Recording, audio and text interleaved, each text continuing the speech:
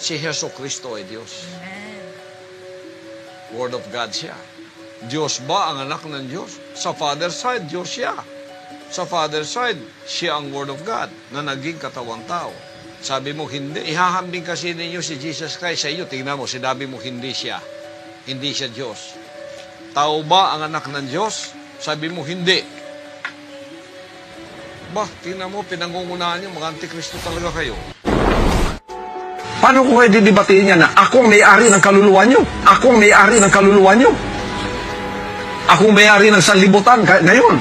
Ako ang may-ari ng sanlibutan kahit ngayon. Ganyan kalapastangan si Mr. Apollo Kibuloy. Bakit mali yung sinabi ni Mr. Kibuloy na kanya raw ang kaluluwa ng tao at ang sanlibutan daw kanya na rin? Labag po sa Biblia yan, mga kababayan. Yan. Noong di pa nakulong si Pastor Apollo Kibuloy, ay tinawag niyang Antikristo ang nagtuturo na si Kristo'y tao at hindi Diyos. Kaya binanatan tuloy ng mga ministro ni Felix Manalo. At kung maalala ninyo na si Pastor Apollo Kibuloy ang napakatalik na kaibigan ni dating Pangulong Rodrigo Duterte. So, self-appointed son of Muling God. nagkita ang matalik na magkaibigan na sina Pastor Apollo C. Kibuloy at dating Pangulong Rodrigo Duterte kung saan sabay silang nag-motorbike. At noong umupo sa pwesto ang dating Pangulo, si Kibuloy ang kanyang spiritual advisor. At sinusuportahan ng INC si Duterte. Ngunit dahil sa pagtalakay ni Pacquiao na Antikristo ang nagtuturo na si Kristo'y tao, hindi Diyos. Si Heso Kristo ay Diyos. Amen. Word of God siya. Diyos ba ang anak ng Diyos? Sa Father side, Diyos siya. Sa Father side, siya ang Word of God na naging katawang tao. Sabi mo, hindi. Ihahambing kasi ninyo si Jesus Christ sa iyo. Tingnan mo, sinabi mo, hindi siya. Hindi siya Diyos. Tao ba ang anak ng Diyos? Sabi mo, hindi. Bah, tingnan mo, pinangungunahan niyo, mga antikristo talaga kayo. Paano ko kayo didebatiin niya na ako ang may-ari ng kaluluwa niyo? Ako ang may-ari ng kaluluwa niyo? Ako ang may-ari ng sanlibutan kahit ngayon. Ako ang may-ari ng sanlibutan kahit ngayon. Ganyan kalapastangan si Mr. Apollo Kibuloy. Bakit mali? Ito. Oriental. First of all, fake news ang pagsasabi that our religion is teaching na tao lamang si Jesus Christ. Hindi namin tinuturo yan. Siya ay So, di daw aral ng INC na si Kristo'y tao lamang. Tao siya, pero hindi tao lamang. Yun ang kanilang palusot. No? So, tatalakayin din natin ito, lalo na yung noong di pa nakulong si Pastor Apollo Kibuloy sa kaniyang pangangaral sa television, kaniyang tinawag na Antikristo ang nagtuturo na si Kristo'y tao at hindi Diyos. Samahan ninyo ako. Kasinungalingan kapag palaging inulit-ulit ay magmukha talagang katuhanan para sa ating mga kapatid na kulang ang kaalaman. Ang pagkadaya ay maranasan sa iba't ibang paraan. Pero napakasakit pag madaya tayo sa pananampalataya. Dahil nanganib pati ang ating kaluluwa. Viva Cristo Rey! Pro Dio et Ecclesia! Kumusta? Welcome po sa ating live streaming sa mga bago pa lang. Ito niyo lingkod, Brother Wendell Talibong. Makasama ninyo sa pagkakataong ito sa National Office ng Catholic Faith Defenders. At inaniyahan natin ang ating mga suking taga-subaybay. Huwag kalimutan na pindutin ang lalo na sa mga suking nagsubaybay ngayon. Niya natin, huwag kalimutang pindutin ang like sa ating live at huwag din kalimutang mag-subscribe sa mga bago pa lang at pindutin ang bell button para updated kayo, mag-comment at i-share ninyo. Bago tayo papasok sa punto por punto, tatalakayin natin itong banat ng INC kay Pastor Apollo Kibuloy at yung banat naman ni Kibuloy sa INC na tinawag niyang Antikristo. Pero Acknowledge muna natin ang mga kapatid natin na pumasok ngayon. Welcome sa lahat na mga kapatid natin. Si Frelin Antuque, no? Sa tanan nagtanaw. Si George Cabrera, si Pedro Daguhoy, raffle natin bukas. Si Shadukon, si Maritis Evanyes sa Hong Kong, si Tobias Pagsora, tinatawag na anti-Kristo pero hindi anti-Pilipino. Nestor Bernalis, mayong gabi bro, Wendel, ang lalis nga parihas raman sila.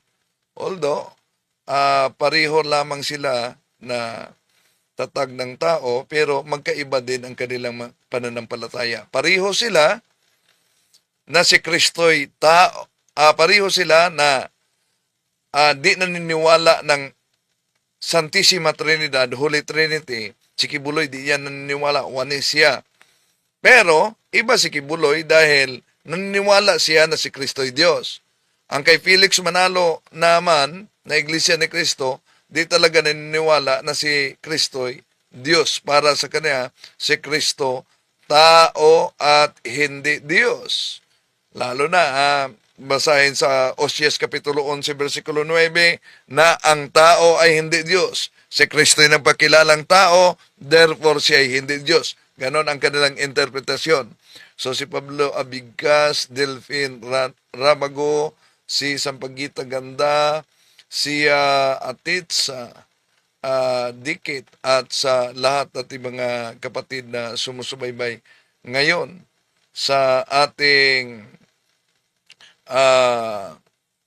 live streaming. So, pero inaasahan ni Pastor Apollo Kibuloy na masuportahan siya sa kanyang kandidatura, lalo na sa INC, no? So, tatalakayin natin ito mga kapatid bago tayo papasok sa punto por punto. May nagtanong kasi ni Pastor Apollo Kibuloy, no? Yung tanong kaugnay sa pananampalataya na si Kristo'y Diyos. Dahil para sa ANC, si Kristo'y tao lamang.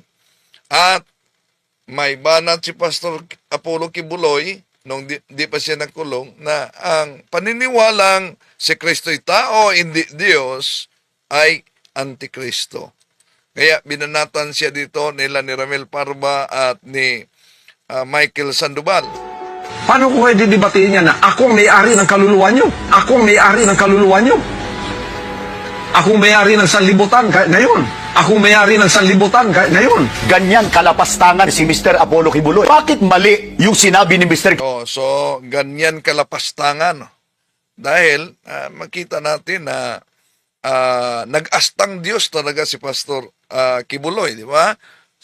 Self-proclaimed appointed Son of God. Pero dito niyo mapansin, mga kapatid, yung mga grupo na tatag lamang ng tao, kung si Felix Manalo ay kinikilalang anghel at ang ating Panginoon Jesucristo ay tao, no? Kaya para sa INC nitong nagpaliwanag na si Kristo'y tao, si Manalo'y anghel, therefore mas mataas ang tungkulin ni Manalo kumpara sa ating Panginoong Jesucristo. Pakinggan muna natin. Si Kristo ay tao. Si kapatid na Felix Manalo, anghel, hindi sa kalagayan. Kasi akala nila, kapapanood nila ng TV, akala nila anghel may pakpak si Kapelis Hinahanapan nila, asan ang pakpak ni Kapelis?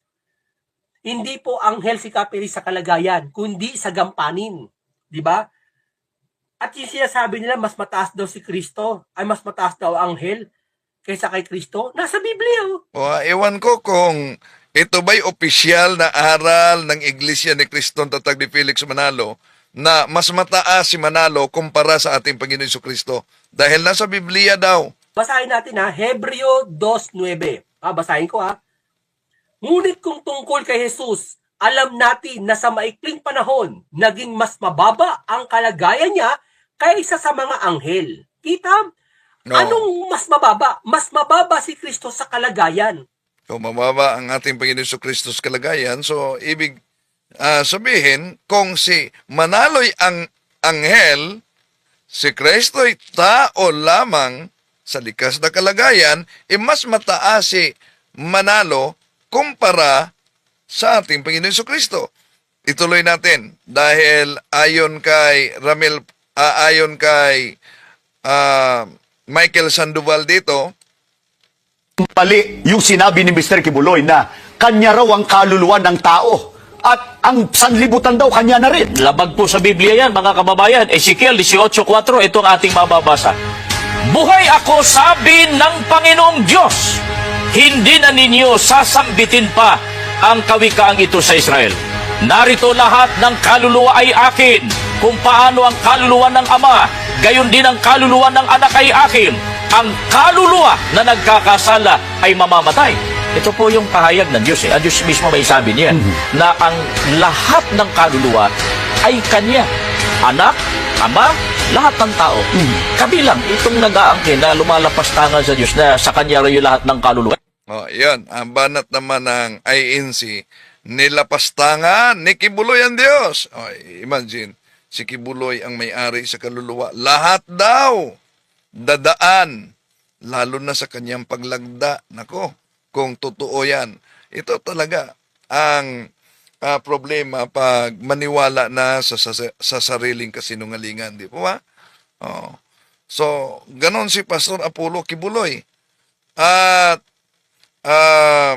ngayon, tumakbo siya sa pagkasenador dahil yon daw umano ang pahayag ng kanyang ama na siya'y tatakbo sa pagkasenador. Okay. So, pakinggan natin si Pastor Apollo Kibuloy dahil although pareho silang mid-end Philippines na siktang tatag lamang ng tao, of course si Kibuloy, siya mismo ang nagtatag. Pero yung mga ministro, kaanib sila at mga ministro sila sa iglesyang tatag ni Felix Manalo. Yeah? May nagtanong kasi kay Kibuloy, taga Davao yung nagtanong, dating iglesia ni Cristo pero nanindigan pa sa pananampalataya ng iglesia ni Cristo. Davao Oriental. First of all, fake news ang pagsasabi that our religion is teaching na tao lamang si Jesus Christ. Hindi namin tinuturo yan. Siya ay anak ng Diyos. No, so, bakit lumabas yung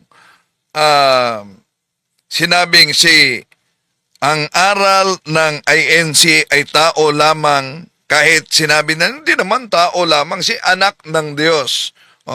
Dahil ang opisyal nating aral kaugnay sa ating Panginoon Jesucristo, both human and divine. Tunay na Diyos at tunay na tao. No? Malinaw naman yan dahil gusto nila letra por letra na mabasa sa Biblia.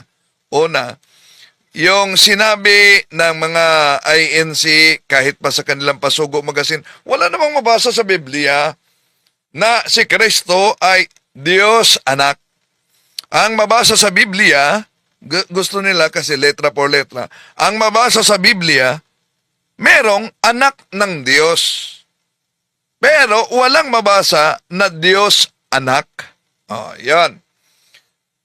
Iwan ko kung alam ba talaga dahil ng mga ministro na may mabasa. Dahil letra por letra sila. Although tayo mga Katoliko, hindi naman tayo letra por letra sola scriptura Bible alone. No? Pero ang Biblia, dahil alam nyo naman na ang INC, bawat doktrina may katumbas na salin ng Biblia. At ang Biblia na ang salita ng buhay, palaging ginagamit nila sa telebisyon, sa kanilang pangangaral. Kaya nga, kung sisilipin natin ang nakasulat sa Juan Kapitulo 1:18, sa Biblia itong na version ginagamit nila. Ito ang nakasulat, wala pang nakakita sa Diyos Ama, kahit kailan. Subalit, ipinakilala siya sa atin ng Diyos anak. O, akala ko ba walang mabasa na Diyos anak? Nakasulat din yan sa kanilang pasuko. Merong mabasa. Pero, siguro, iniiwasan nila. Okay, tuloy natin si Pastor Apollo Kibuloy. Tanong, Diyos ba ang anak ng Diyos? Hindi. Tao ba ang anak ng Diyos? Hindi. Read John 4:24. Please engage me in a phone debate. So hinamon pala dito sa dating INC si Pastor Apollo Kibuloy na makipag-debate. Pero,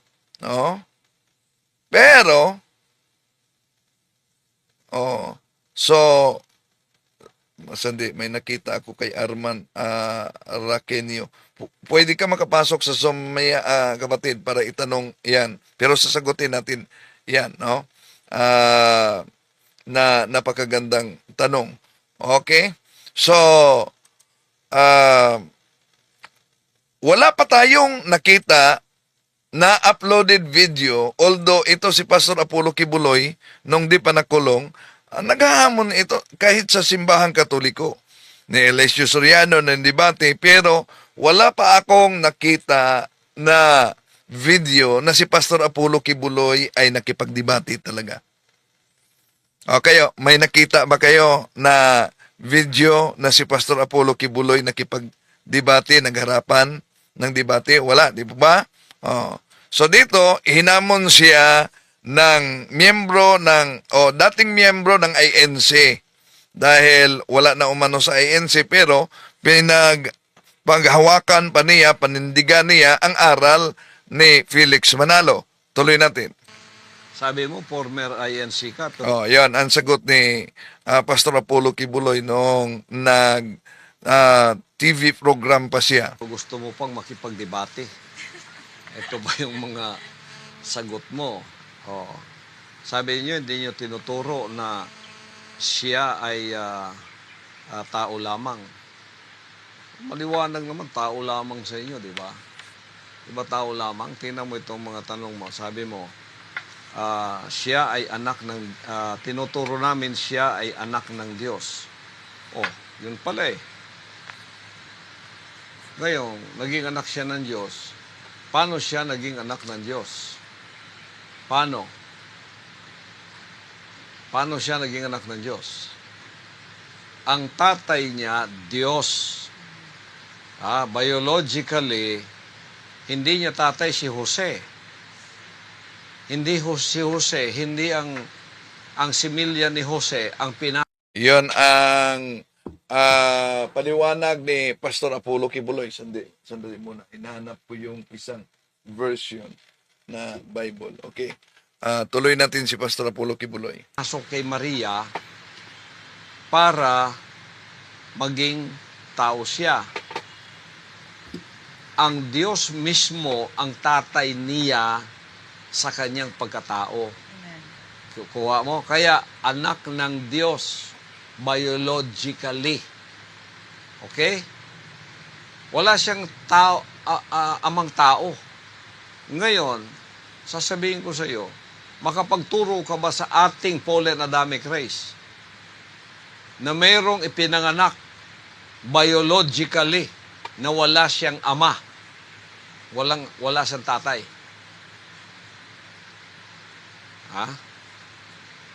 Wala siyang tatay na tao. Meron ba? Marami dyan, umaangkin. Ako, wala akong tatay. Noong ako nagkaroon na ng sariling pang-isip, hindi ko nakita yung tatay ko, kaya wala akong tatay. Hindi totoo yun. Lumayas lang tatay mo. Noong nabuntis na niya yung mama mo, lumayas na siya, kaya lumaki kang walang tatay. Pero hindi ibig sabihin na ikaw ay virgin birth. Si Jesus Christ, ang tatay niya sa pagkatao ay ang Diyos mismo. Amen. Kaya hihiwalayan sana siya ni Jose. Pero sabi ng anghel sa panaginip, huwag mong hiwalayan. Ang nasa sinapupunan niya, galing sa Diyos yan. So tatay niya sa pagkatao ang Diyos. So sa father side, si Jesu Cristo ay Diyos. Amen. Word of God siya. Ngayon, sinabi mo rito, tanong, Diyos ba ang anak ng Diyos? Oo, sa father side. Amen. Oo. Diyos ba ang anak ng Diyos? Sa father side, Diyos siya. Sa father side, siya ang Word of God na naging katawang tao. Sabi mo, hindi. Paano mo sinabing hindi? Paano mo sinabing hindi? Ikaw, ang tunay na tao. Tatay mo tao, nanay mo tao. Inihahambing kasi ninyo si Jesus Christ sa iyo. Tingnan mo, sinabi mo hindi siya. Hindi siya Diyos. Sa father side, hindi siya Diyos. Kung ang tatay mo sa father side, Diyos, ano ka? Sa father side, Diyos ka. Okay. Sabi mo hindi, mali ka. Tao ba ang anak ng Diyos? Sabi mo hindi. Tingnan mo, pinangungunahan niyo, mga antikristo talaga kayo. Sabi mo, tao ba ang anak ng Diyos? Nagpakatao nga eh. Nagpakatao. Kaya hindi niyo masagot yung John 1:1 eh. At John 1:14 eh. In the beginning was the Word was with God, and the Word was God. And the Word who was God was made flesh. Nagpakatao. Hindi siya tao lang. Nagpakatao ang salita ng Diyos. Yan ay hindi nyo matanggap. Nagkamali na kayo sa doktrina. Tino, puro hindi ang sagot mo. Sa father side, Diyos siya. Kasi hindi tao ang tatay niya. Sa mother side, tao siya. Sabi mo hindi. Sa mother side, tao siya. Kaya, hindi siya katulad nating taong puro. Father side, tatay niya Diyos, Diyos siya sa father side. Kaya kung gagamitin yung kapangyarihan niya sa father side, magagawa niya. Dito sa mother side, tao siya. Bakit? Kasi dapat niya tayong iligtas at maging tao siyang tulad natin. Kasi walang tagapagligtas na maasahan niya. Ipinadala ang kanyang salita, nagkatawang tao, para maging perpekto o sakdal na handog para bayad ng ating mga kasalanan sa suway. Kaya dinala ang kanyang salita para sundin natin at maging tunay tayong mga anak ng Diyos. Ako anak na ako ng Diyos. Saan? Sa Espiritu. Kita mo? Sa Espiritu. Di ba?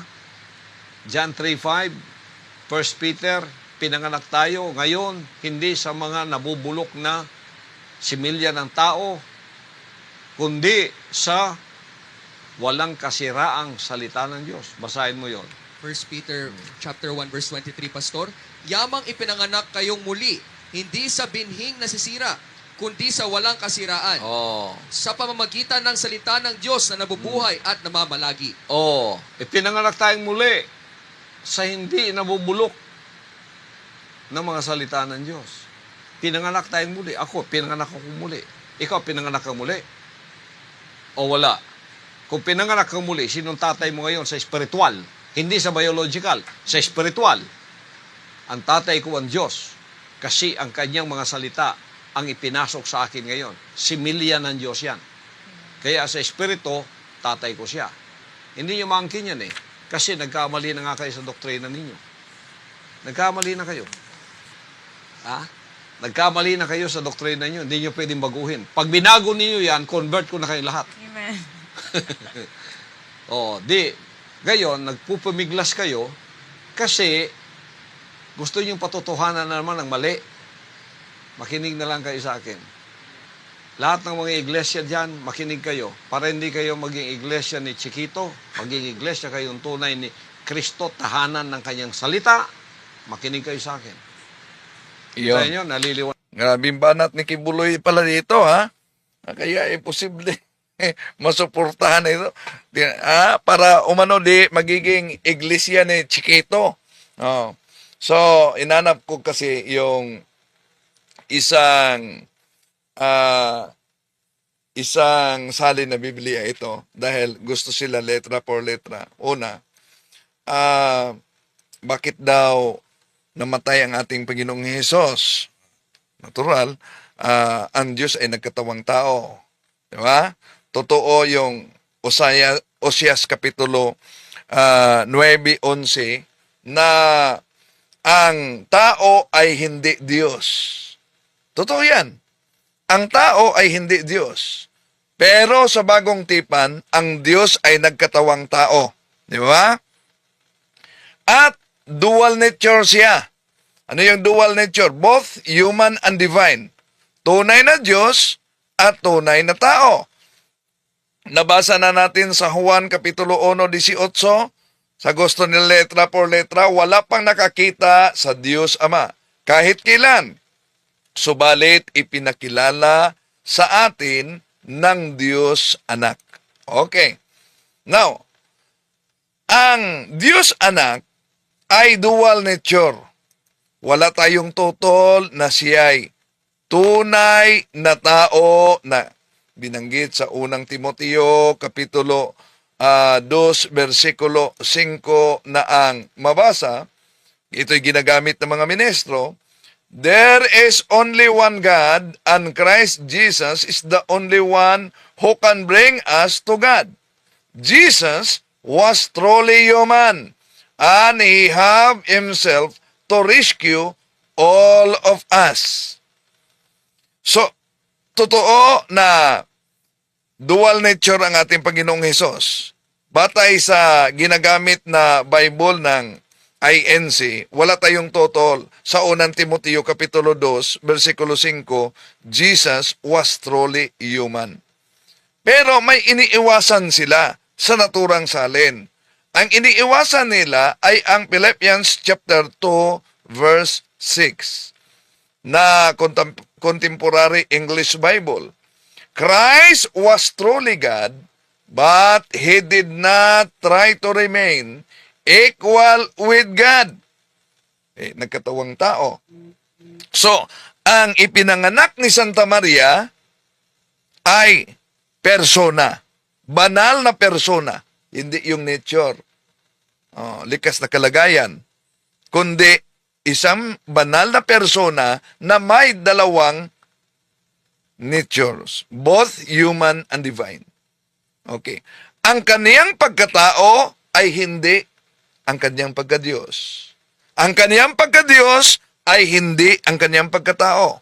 Tulad sa ating katawan, ang ating katawan ay hindi ang ating kaluluwa. Ang ating kaluluwa ay hindi ang ating pagkatao. Ngunit, ang kaluluwa at pagkatao ay isang buhay na tao.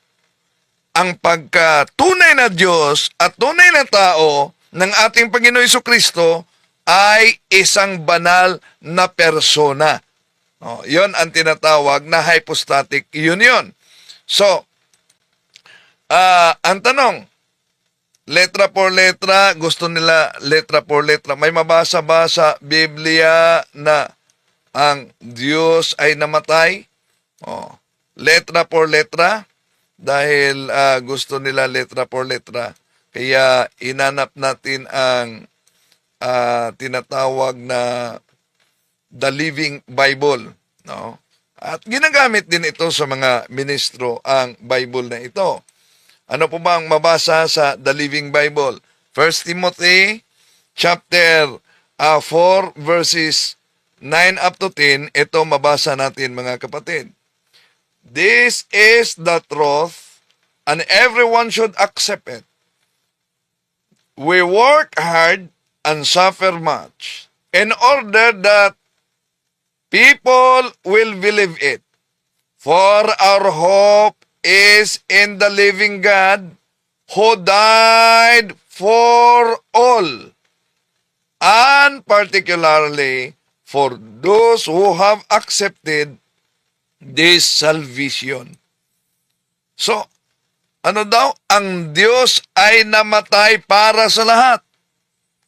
Dahil di pwedeng magkahiwalay ang kaniyang dalawang natures, both human and divine, sa kaniyang banal na persona. At ang banal na persona ang ipinako dun sa cross. At ang kamatayan ay hindi yan ang pagkawala, kundi separation of the body and soul na ang layunin upang maligtas tayo. No? So, sa mga divinity of Jesus Christ, dami naman sila mga talata na ginagamit, mga kapatid.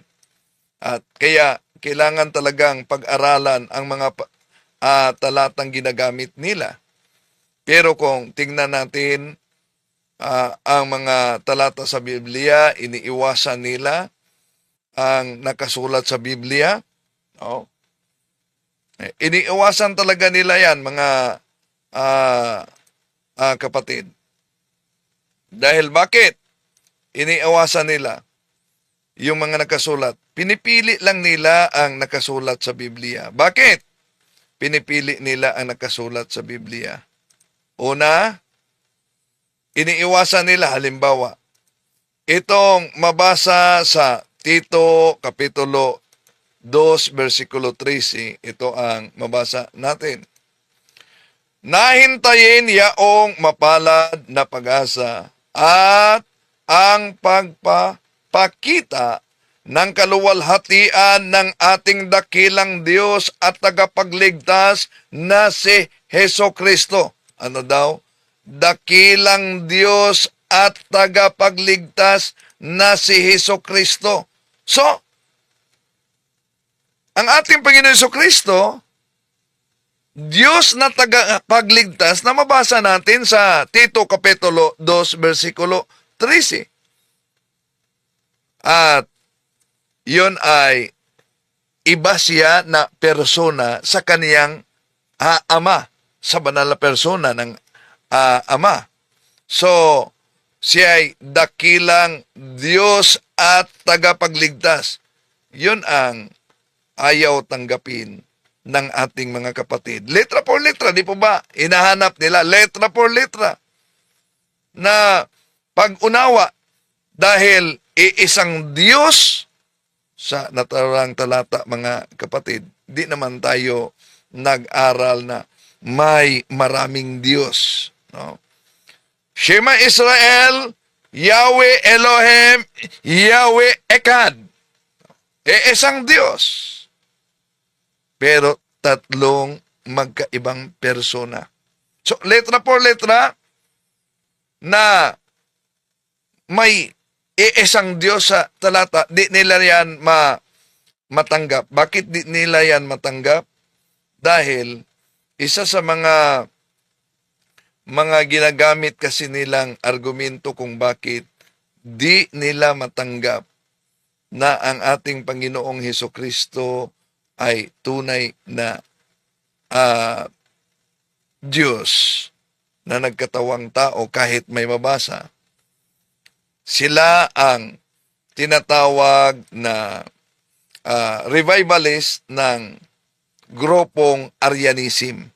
Yung Arianism, nagtuturo na si Kristo'y tao at hindi Diyos. So, ngayon ko lang nakita na binanatan pala nila si Pastor Apollo Kibuloy, no? Binanatan nila si Pastor Apollo Kibuloy. Ngayon, mabasa ba natin sa Biblia dahil, di mo ba, ito kasi sila, sola scriptura, kaya makita ninyo mga kapatid na bawat doktrina nila, meron talagang katumbas na salin ng Biblia. Napansin nyo ba ang Iglesia ni Cristo? Kaya, ang hinihingi ng karamihan, dapat mabasa sa Biblia. May mabasa ba sa Biblia na ang ating Panginoon Jesucristo ay umangkin siya na siya ay Diyos? Ay, gusto nila letra por letra. Subukan ninyo. Ginamit din ito sa mga ministro na salin. Davao Oriental. Sandali. Ginamit din ito ng mga ministro. Ito, ang salin na ito. John chapter 8 verse 28, ang salin ng Unlocked Dynamic Bible. Ito ang mabasa natin. So, Jesus said, when you have lifted me up on a cross to kill me, may the Son of Man, you will know that I am God. Sa saling ito, ginagamit din ito ng mga ministro, pero imposible di nila na basa, mga kapatid, na ang ating Panginoong Hesus ay, kung gusto nila letra por letra, John chapter 8:28 sa Unlocked Dynamic Bible, at marami pa. Kaya yung mga gustong letra por letra, no, napansin niyo, lalo na yung debate namin ni Ustad Barcelon, gusto letra por letra, mabasa ba ang salitang Biblia sa loob ng Biblia? Sa tagal na niya nakipagdebate, di niya alam. So, di napasubo tuloy dahil sinabi niya, pag may mabasa, iiwan ko na ang pagiging Muslim. May nabasa pala. So, ano nangyari? Meron pang isang pastor diyan na nagsabi, pag may mabasa sa Biblia na salitang Katoliko, magpapuputol ako ng liig. May mabasa. Ha? Ano yan? Na may mabasa. Nabasa ko dito si Valerius Justinian, sabi niya, Arman, Talos, tutulan mo ba yung sinabi sa unang Juan 5:20, sabi na tunay na Diyos si Kristo? Hindi lang yan. Nasa Pasugo Magazine mismo nila. Anong mabasa sa kanilang Pasugo Magazine? Ang may akda sa kanilang Pasugo Magazine. Ang may akda sa kanilang Pasugo Magazine ay si Ventilasyon. Anong sabi? There is no nasa Pasugo Magazine nila yan na ang 1 John chapter 5 verse 20, the true God, there is no reason to deny that the true God who aletinos Theos is referring to our Lord Jesus Christ. Yon. So, nasa Pasugo Magazine nila yan, mga kapatid. At itong aral nila, alam nyo ba, na nasa Pasugo Magazine din ninyo, na mabasa na si Kristo'y tinatawag na Diyos? Lumang Pasugo ninyo, alam nyo ba yan? Bukas ating ilabas yan, mga kapatid. Sandali, Dynamic Bible, walay yan, hindi yan sunod-sunod. Ginagamit yan ng mga ministro ninyo. Pero, wala naman kayong sariling Biblia, di po ba? Inaamin yan ni Ramel Parba. Bumibili lang kayo at nakibasa, pagkatapos nagiging anghel na si Manalo, pagkatapos si Kristo, ang ating Panginoon Jesucristo, tao, at ang resulta, mas mahigit si Manalo kaysa ating Panginoon Jesucristo. Ayon nitong INC na ito. Si Kristo ay tao. Si kapatid na Perez Manalo, anghel, hindi sa kalagayan. Kasi akala nila kapapanood nila ng TV, akala nila anghel may pakpak si Kapelis Hinahanapan nila, asan ang pakpak ni Kapelis? Hindi po anghel si Kapelis sa kalagayan, kundi sa gampanin. Di ba? At yung sinasabi nila, mas mataas daw si Kristo, ay mas mataas daw anghel kaysa kay Kristo. Nasa Biblia. Basahin natin Hebreo 2:9. Basahin ko Ngunit kung tungkol kay Jesus, alam natin na sa maikling panahon, naging mas mababa ang kalagayan niya kaysa sa mga anghel. Kita? Anong mas mababa? Mas mababa si Kristo sa kalagayan. Yan.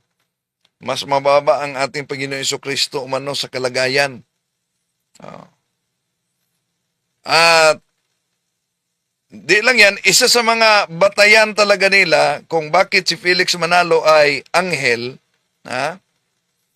kung mababa siya sa kalagayan, tingnan natin ang nakasulat sa Biblia. Ba't ang mga anghel ay sasamba sa ating Panginoon Jesucristo? Sa ang rason ng INC bakit sinasamba ang ating Panginoon Jesucristo dahil utos ng Ama. Ito ang mabasa sa Hebreo Kapitulo 1, versikulo 6. At nang isusugo na ng Diyos ang kaniyang panganay na anak sa sanlibutan, ay sinabi niya, dapat siyang sambahin ng lahat ng mga anghel. Kaya, sinasamba ng mga miyembro ni Felix Manalo ang ating Panginoon Jesucristo. Bakit? Dahil yun daw umano, sugo ng Panginoong Jesucristo, sugo ng Ama, na siya'y dapat sambahin. Pero may nagsusuwagan sa INC, mga kapatid. Oh.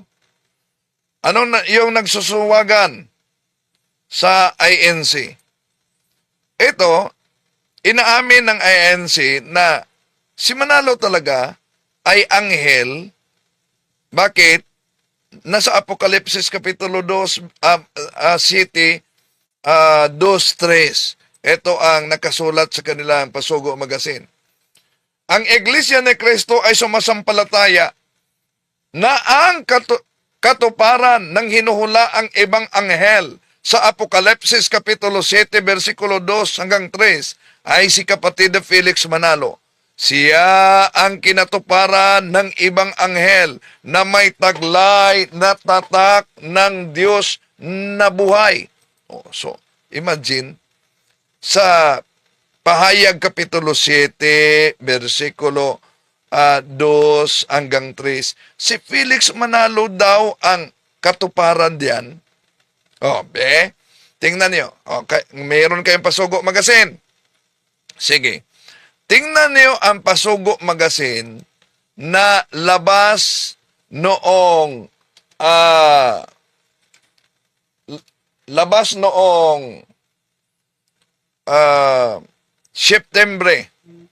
September. Labas noong September 1962 na ang may akda ay si Chupilo Ramos. Ano po ba ang nakasulat dito? Okay. Sisilipin natin ano ang nakasulat. Imagine, turo nila na si Felix Manalo ang katuparan sa anghel sa Revelation chapter 7 verses 2 up to 3. Pero dito, hindi ipinangaral ni kapatid na Manalo na siya ay anghel. At sino mang ministro ng Iglesia ni Cristo ay hindi ipinangaral ang ganyan. Wala kaming ganyang paniniwala. Ano nga ba talaga? Si Manalo'y anghel? O wala talaga silang pananampalataya na si Felix Manalo ay anghel? At hindi lang yan. Ito pa nakasulat sa kanilang Pasugo Magazine, 1962, page 7, ni Chupilo Ramos. Ang tao ay talagang tao at ang anghel naman ay talagang anghel.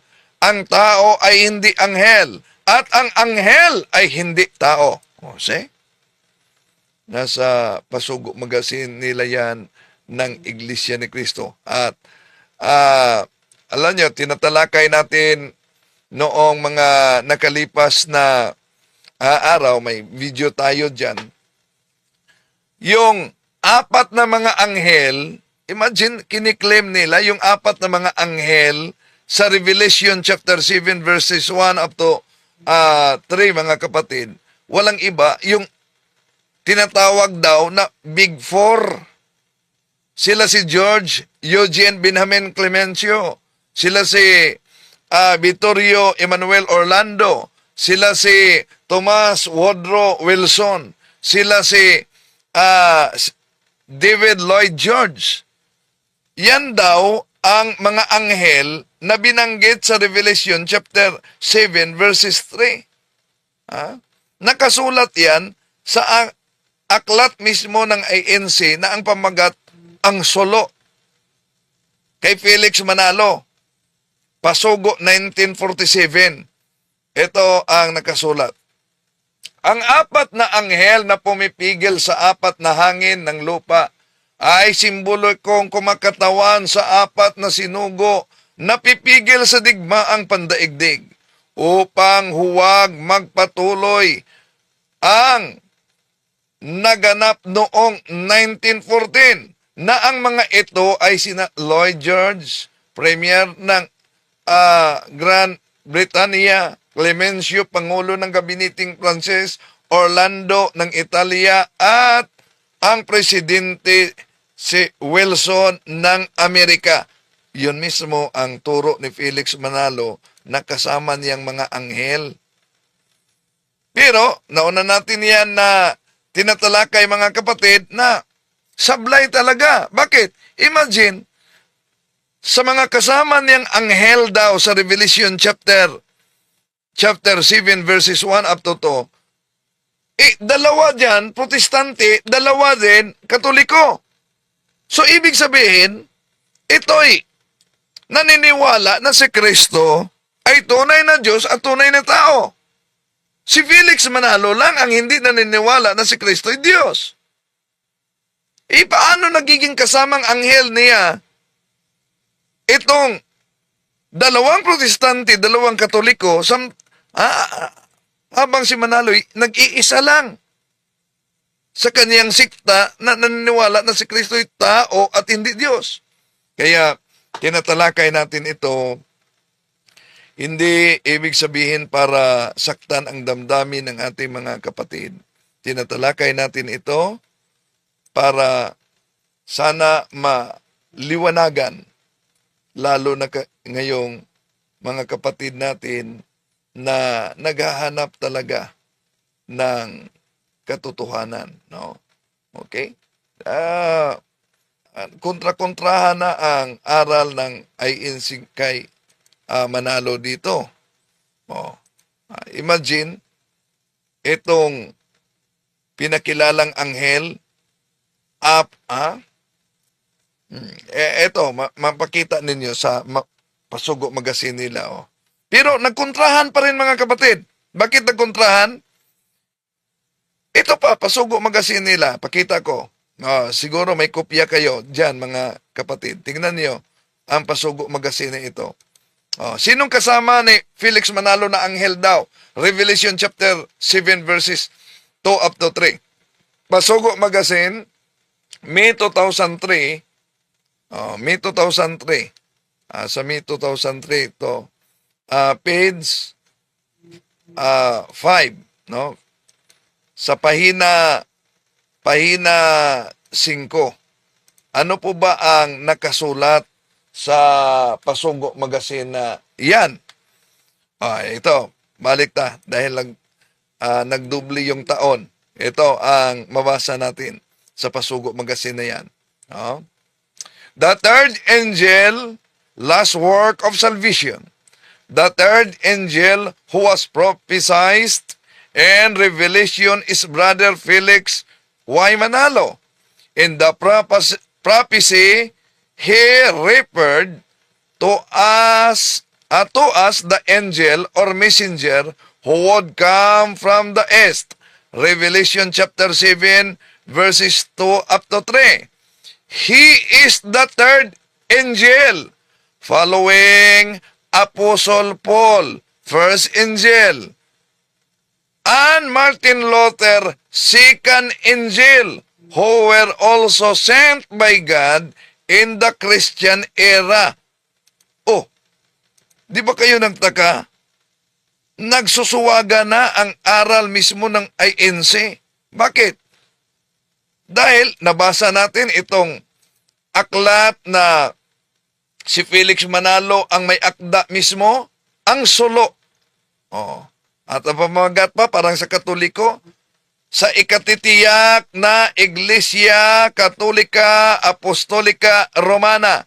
Anong pahayag? Ang apat na anghel na pumipigil sa apat ng hangin ng lupa ay simbolikong kumakatawan sa apat na sinugo na pipigil sa digmaang pandaigdig upang huwag magpatuloy ang naganap noong 1914. na ang mga ito ay sila Lloyd George, Premier ng Gran Britanya, Clemenceau, Pangulo ng Gabineting Francis, Orlando ng Italia, Premier, at ang Presidente Wilson ng Amerika. Di ba? Yun ang pinakilala ni Felix Manalo na anghel. Pero pagdating naman, nakasama niya, pagdating naman sa Pasugo Magazine, 2003, pahina 5, abay, iba naman ang kasama niya, si San Pablo daw. Si Martin Luther daw. Si Martin Luther, naniniwala na si Kristo ay Diyos. Si San Pablo, naniniwala na ang ating Panginoon Jesucristo ay Diyos. Paano ngayon? Bakit? Naniniwala na si Panginoon Jesucristo ay Diyos. Tito, Kapitulo 2, versikulo 13, nahintayin yaong mapalad na pag-asa at ang pagpapakita ng kaluwalhatian ng ating dakilang Diyos at tagapagligtas na si Jesucristo. See? Kaya mga mahal na kapatid, tinatalakay natin ito dahil una, si Pastor Kibuloy, Wanesia, hindi siya Trinitarian. Si Pastor Kibuloy, na tinawag niya ang INC na Antikristo, ang Antikristo, ang INC din, hindi din Trinitarian. Ibig sabihin, ilan ang mga miyembro nila? Milyones din ang miyembro, bawat isa. Pero hindi Trinitarian. So, lahat na binyag nila ay invalid. Invalid. Hindi matatanggap yan. San Mateo Kapitulo 28, 19, 20. Kaya, sa dami mga miyembro nito, ipagdasal natin mga kapatid. Tulad sa kanilang paniniwala na ang simbahang Katoliko daw ay di maliligtas, sila lang ang maliligtas, pero ang binyag nila na hindi Trinitarian, San Mateo 28, 19, 20, hindi yan valid na formula ng binyag. At, so, milyon-milyon ang mga inosenteng mapahamak dahil lang sa maling paniniwala. Kaya, yung banat ni Pastor Apollo Kibuloy, Si Jesucristo ay Diyos. Word of God siya. Diyos ba ang anak ng Diyos? Sa Father side, Diyos siya. Sa Father side, siya ang Word of God na naging katawang tao. Sabi mo hindi, ihahambing kasi ninyo si Jesus Christ sa iyo. Tingnan mo, sinabi mo hindi siya. Hindi siya Diyos. Tao ba ang anak ng Diyos? Sabi mo hindi. Tingnan mo, pinangungunahan niyo, mga antikristo talaga kayo. Paano ko kayo didebatiin niya na ako ang may-ari ng kaluluwa niyo? Ako ang may-ari ng kaluluwa niyo. Ako ang may-ari ng sanlibutan ngayon. Ako ang may-ari ng sanlibutan ngayon. Ganyan kalapastangan si Mr. Apollo Kibuloy. Bakit mali yung sinabi ni Mr. Kibuloy na kanya raw ang kaluluwa ng tao at ang sanlibutan daw kanya na rin? Labag po sa Biblia yan, mga kababayan. Ayan, ang sabi ng mga ministro. So, nagbabanatan yung kapwa, iglesia o sekta na tatag lamang ng tao. Bawat isa sa kanila, may mga milyong miyembro din. Imagine, milyong mga inosente na natangay nitong sikta na tatag lamang ng tao. To make his message known is our response.